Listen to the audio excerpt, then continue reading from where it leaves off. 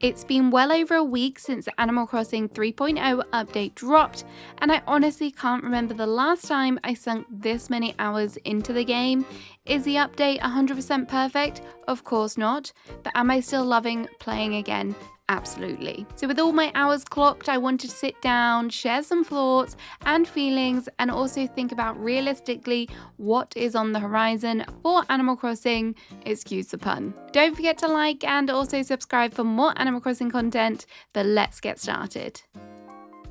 I wanted to start off on a positive note by writing a small love letter to Nintendo for the Slumber Islands because, quite frankly, decorating islands with my friends has been one of my favourite experiences in a video game in a long time. Over the past week alone, I've decorated a large island, a small island, and I've hopped between several friends' islands trying to help them bring their projects to life as well. I fully acknowledge that Slumber Islands won't appeal to everyone. To really get the most out of them, you need to have friends who play, an online membership, and a genuine love of decorating, which lucky for me, I absolutely have. Without those things, this feature may be understandably a miss for some players. I also know that some players are disappointed by the lack of some features on the Slumber Islands, particularly the lack of buildings, as the Slumber Island only allows you to have your resident rep homes, no villager homes or shops, which, I'm not gonna lie, did bother me to begin with. The island felt kind of dead when you first spawn into it. There's nothing there apart from just one little lonely home. But as you do begin to decorate, you find more creative ways to fill up the space, and I soon didn't miss them anymore. Would I have loved the option to be able to add them? Yes, I would have loved to have been able to use the space and the endless catalogue to test out designs for either shops or neighborhoods that I could then take back to my main island, but alas, it wasn't meant to be. At first, I was also a little bit disappointed by the custom design situation. I'm not a developer, but I do wish that they had found a way for us to be able to access the custom design portal so we could add more custom designs. At the moment, it feels a little bit tedious having to save them on your main island and then transfer them over. But that being said, I was really worried going into the update about the lack of designs that I would actually have available to me. But after playing for quite a while, it's been nice that friends have been sharing their designs and being able to save them and take them over. It's not been too bad. It does just take a lot of time and you run the risk of losing your designs on your main island. Also, you have to be very careful as to who you invite over because there's no way to lock those designs. So in theory, anyone could come over and overwrite your designs and kind of erase your hard work, which would be very sad. But despite those few criticisms, it has been absolutely amazing to kind of feel like a community again. For me, the days of visiting one another's islands to trade for that one particular furniture piece that you've been desperately trying to find are long gone. I probably left them behind in 2021, but actually seeing other players in the game and working together has been so wholesome and kind of nostalgic. It brings me back to those good old days. Decorating in Animal Crossing is such a creative outlet, and everyone has different ideas and individual styles, so witnessing in real time my friends using their skills has been really interesting to watch and also really inspirational. It's definitely given me some different ideas as to what to take away when I'm decorating with my friends on the Slumber Islands. It's been a lot of fun. I've loved it.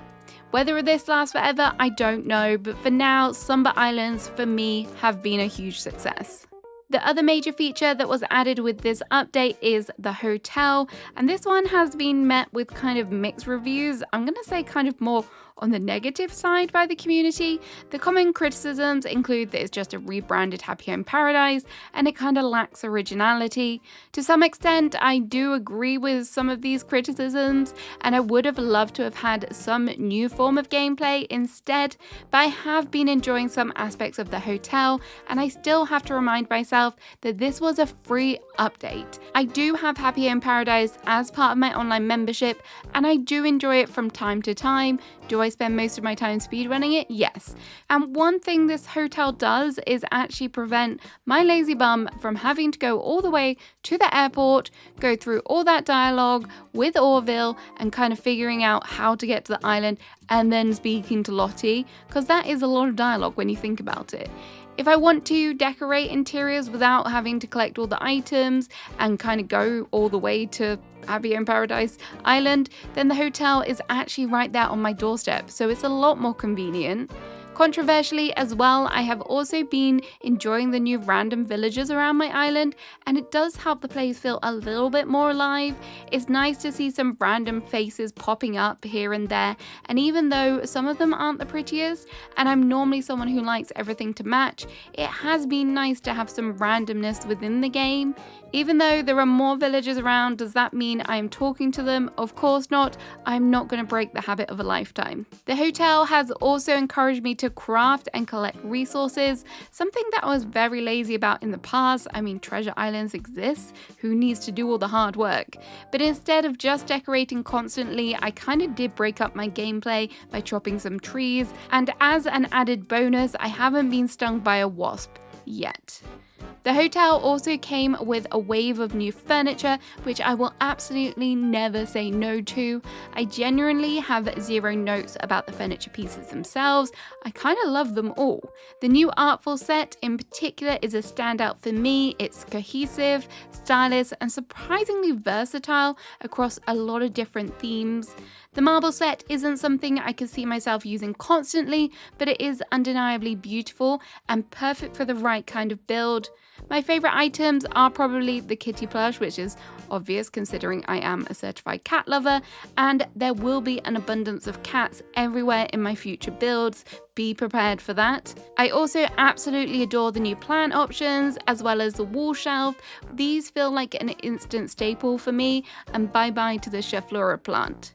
Okay, I did lie when I said I had no notes on the furniture item. Maybe my one note is that I would have wanted more. While the 3.0 update obviously doesn't compare to the sheer size of the 2.0 update in terms of the content and the new items, I can't help but wish Nintendo had borrowed a few extra cute designs from Pocket Camp and shared them with New Horizons. I know it's probably not that simple, but I am a greedy furniture loving girl and one can dream. The collabs also brought with it new furniture and villagers, and I'm going to be honest, I'm not a huge fan of Splatoon or Zelda. I do love Lego, but this isn't kind of normally an aesthetic I would gravitate towards when decorating in Animal Crossing, but it will be good for Kidcot Islands. There are some standout pieces amongst some of the furniture sets. For example, with the Zelda furniture, I really like that fairy bottle.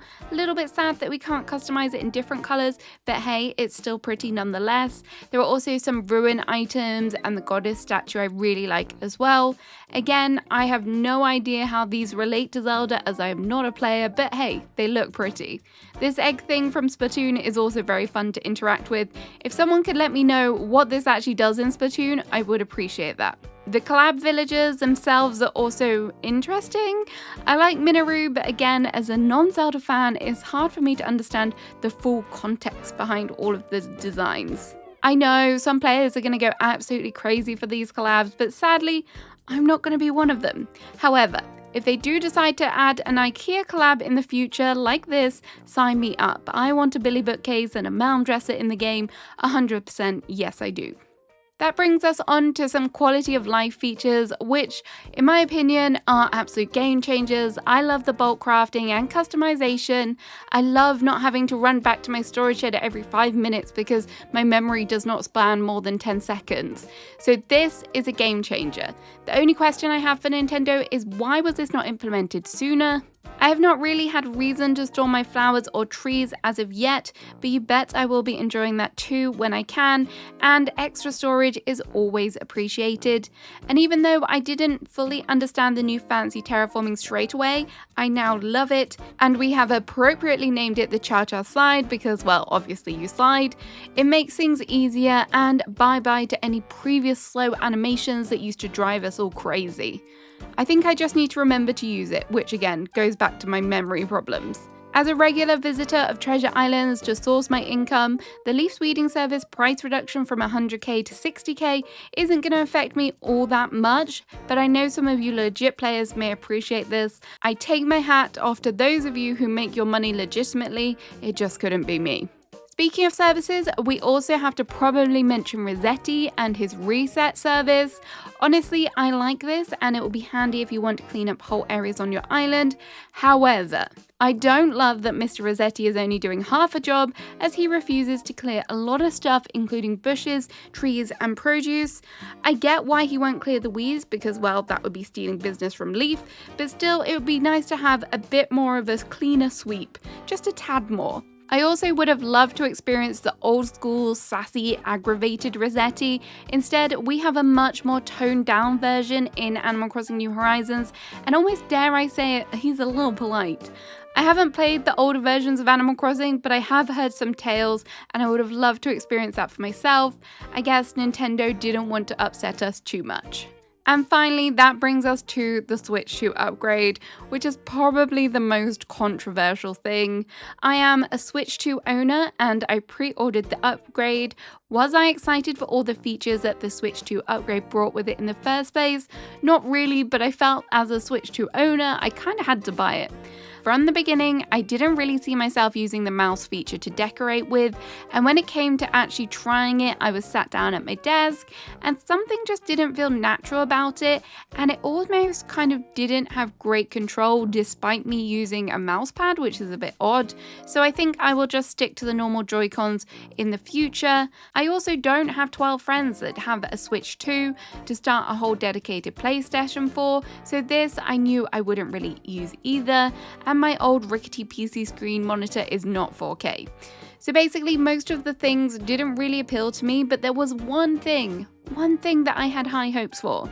That was the megaphone. I am lazy and there is nothing more frustrating than not being able to find a villager when you want to try and get someone to move out.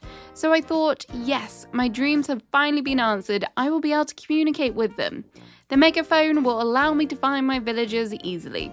But alas, no, this is actually not how it worked. It is very limited by space and they also cannot be inside buildings.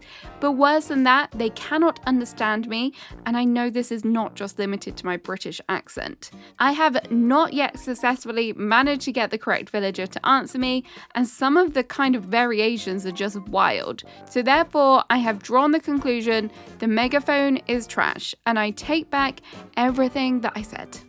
Sorry Nintendo, but you need to work on this one a little bit more. Overall though, I am enjoying this update. It's really got me back into the game. New stuff is always fun, so I want to explore all the furniture pieces and things like that.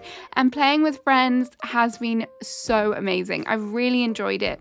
Do I think this hype will last forever?